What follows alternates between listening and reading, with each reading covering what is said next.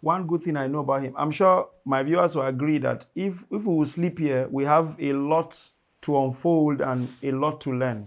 But then I think lastly, before we wrap this up, there's something that is very key: the judicial system. Very good. How it has failed. Now it has become something that is now becoming a song in Nigeria, where it's like, why do people still go to law school when there's no law in the country? Now I know you're not a lawyer, but then you have seen to a great extent with your knowledge, you could tell that this is the system and how the law system has been going. Is there still faith in the law system? I've asked this question to a senior barrister in this town. He was in this my podcast here a couple of weeks ago, and he taught us so much about law. But then, and there's one thing he said in closing, how that there's still men of integrity in every fold. Of course. And of course, he's one of them that I know over for many years. So, is there still faith in our judicial system? Can our youth still bank on the judicial system of Nigeria? Before now, what we used to have, or what we used to know as the motto of the judiciary, is that the judiciary is the last hope of the common man. But as to what we are experiencing in Nigeria as of now, the judiciary is unfolding as the last stage to hell of the common man. Why do I say so? Sorry if the language sound somehow. A young man in Nigeria will be arrested for violating traffic, and he will be fined 20,000. And if he doesn't have it, he have to forgo his car or motorcycle. And at the end, those forces will auction those things. A young man will be sentenced to 10 to 20 years in prison for committing fraud or scam to only one person. I want you to understand this. But the other way around, someone who stole from the treasury of over 200 people, Million people. 200 million people will be walking on the street and people will be hailing him. There is no one to arrest him. Nigeria is categorized as the 25th most corrupt country in the world out of over 300 countries. Nigeria is the 25th. It is because our judicial system is not working. I was in Maiduguri, this month I think I've been in Maiduguri for quite a while. And I was together with some law practitioners and some students of the law, from the University of Maiduguri, because that's where I camped. And I was asking them, why are you practicing law? And the thing that they were telling me was, we just want to eat. They just want to eat. Yes. So they are practicing law just to eat. Yes, because just to put food on their table. I was asking another barrister as well that, do we have faith? He said, your faith in the Nigerian judiciary depends on who you know and what you have. And how much you have. Coming from a law student. Yes, this is a lawyer. Already a practicing lawyer. Yes. So now, come to review some of the judicial precedent we are having. Someone who didn't purchase the form to contest in a certain political party, didn't contest for primary election, today is a serving senator. Yeah, we have seen that. Someone who became the fourth in a gubernatorial election is now the governor. He didn't emerge second, he didn't emerge third, but he became fourth. And he is currently a governor, a serving governor. This thing is all over the internet. We have so many people that bought their way through the judiciary. And we have someone who contested and won. Wait, so comrade, hold that thought. You said he did that because he bought his way through. Yes. Now, so what do we say in instances where the last presidential candidate of PDP, he's a wealthy man, Alhaji Atiku Abubakar.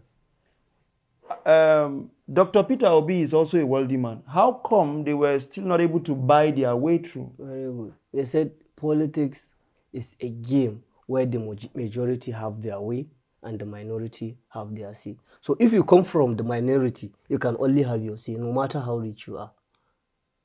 So these people may be rich, but they might even have some integrity that they might not warrant them to pay their way. Why on earth, if I have won fairly, will I go and pay for money?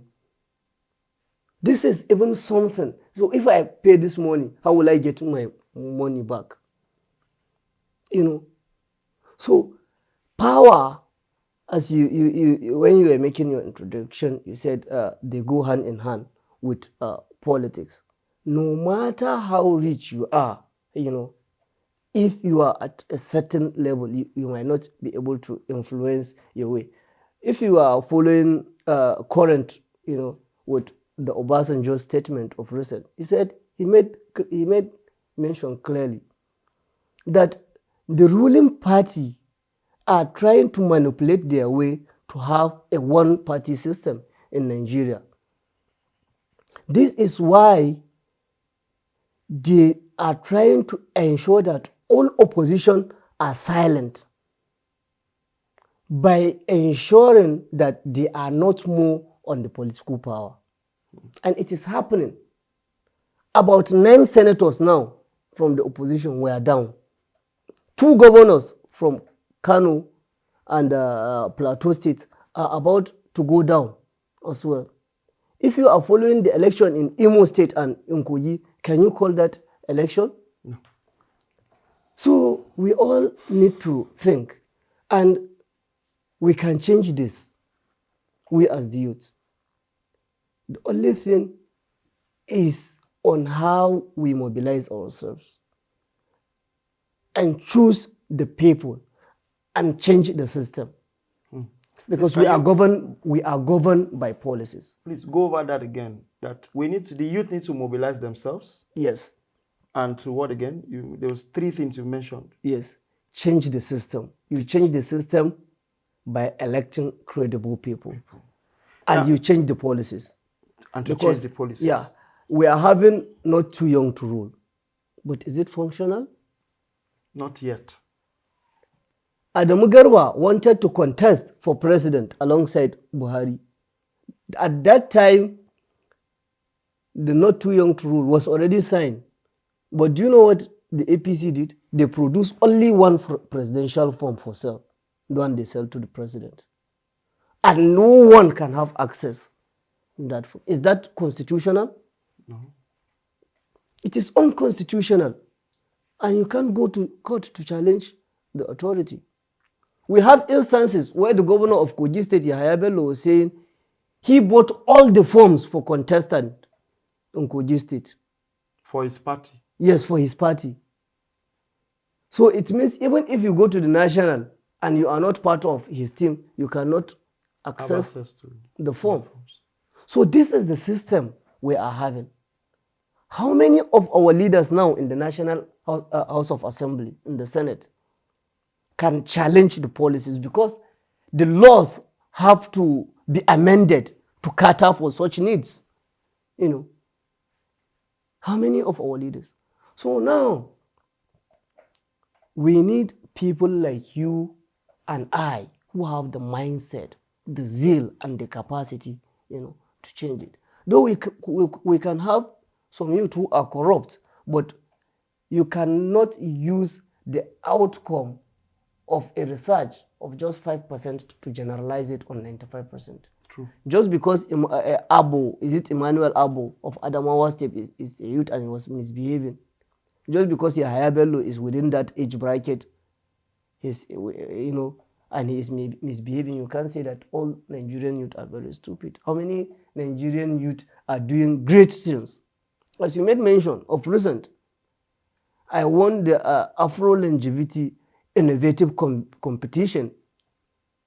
I became the second in the whole of Africa. And it has to do with research on how to improve long life, how to improve the cells, within the body so that one may not appear old, for quite a long time. Yeah, I won. So how many, but after winning this competition, how many people do we have that are willing to support the initiative in Nigeria?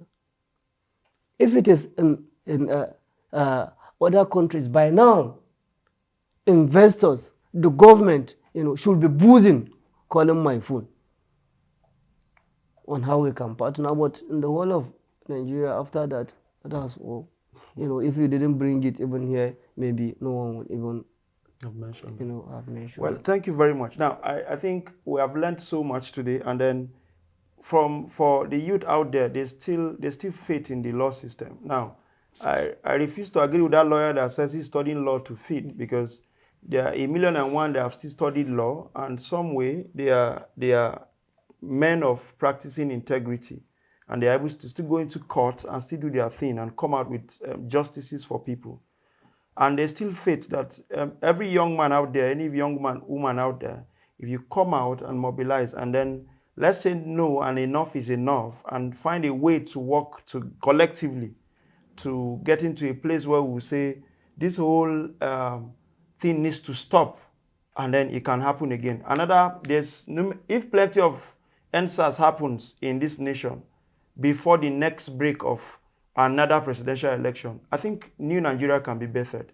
I'm a big believer of that. I don't want to now come to the part where I now say, put my CV out there of what I have done. As a person that worked with him, I've been privileged to work with him over time. And I can see this from firsthand. So I think it's a good one. And then, of course, we'll be bringing you severally up. And I'm sure that won't be a problem. Even when he becomes the governor, because I know he's a great dreamer, and is one man that you just love to want to listen to over and over again. But we have to cut it short from her. And there's going to be amazing topics that we're going to be treating on politics that we'll be bringing him again and again. Thank you very much. And our amazing viewers out there, we want you to leave comments on this. To every youth out there, you feel this system is not, there's something you need to do to this system. It's all by saying, even God Almighty, in his infinity, he still made the world from his words. So I think you need to come out there and put it, and then keep doing at it. And I trust that we'll get to that break that we all want from Nigeria. Thank you very much. Peace out. Thank you.